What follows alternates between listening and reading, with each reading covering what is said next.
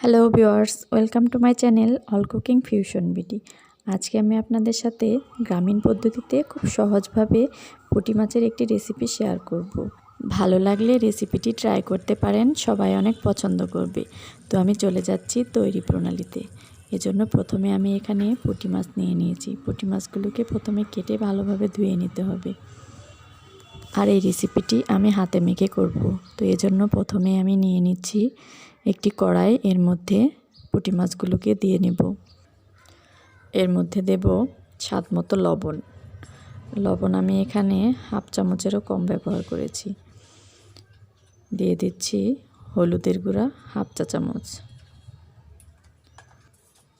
Half চা চামচ দিয়ে দেব মরিচের গুঁড়া। 1/4 চা চামচ দিয়ে দেব ধনিয়া গুঁড়া। আর হাফ চা চামচ দিয়ে দেব ভাজা জিরে গুঁড়া।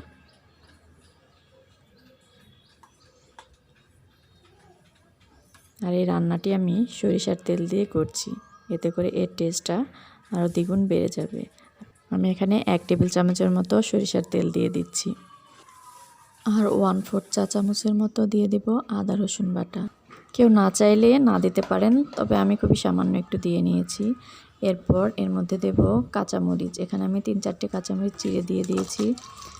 আর এখানে দিয়ে দিচ্ছি পেঁয়াজ কলি। আমি এখানে একটি পেঁয়াজ কুচি করে দিয়েছি আর হাফ কাপের মতো দিয়েছি পেঁয়াজ কলি। এটা যার যার পছন্দ অনুযায়ী, তবে খুব বেশি দিলে ভালো লাগবে না। এরপর সবগুলো উপকরণ হাত দিয়ে খুব ভালোভাবে মেখে নিতে হবে।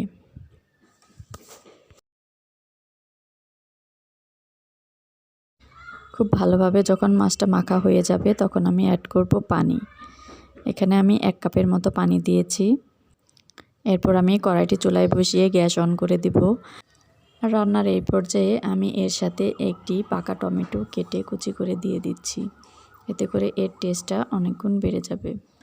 আমার ভিডিওটি যদি ভালো লাগে আমার চ্যানেলটিকে সাবস্ক্রাইব করে পাশে থাকবেন, লাইক, কমেন্ট ও শেয়ার করবেন। তো ভিউয়ার্স, জলটা যখন প্রায় শুকিয়ে আসবে এই পর্যায়ে আমি এর সাথে অ্যাড করব একটি জলপাই দিয়ে আমি আরেকটু কিছুক্ষণ রান্না করে নেব। ঝোলটা যখন আরেকটু শুকিয়ে আসবে তখন আমি চুলাটাকে অফ করে দেব।